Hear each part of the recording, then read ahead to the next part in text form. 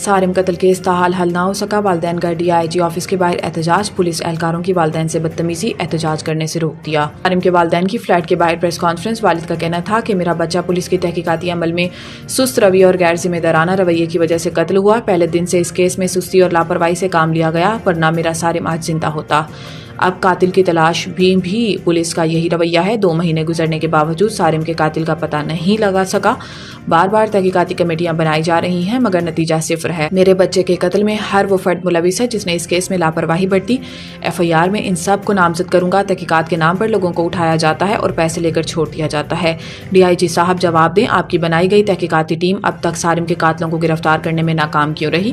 میں آج انصاف کے لیے در در کی ٹھوکریں کھا رہا ہوں۔ اب تک میرے پاس FIR کی کاپی کے سوا کچھ نہیں۔ DNA رپورٹس اور کیمیکل ایگزامینیشن رپورٹ سے بھی ابھی تک لا علم رکھا گیا۔ تحقیقاتی ٹیم کے مختلف بیانیوں نے اپنی ہی تحقیقات کی نفی کر دی۔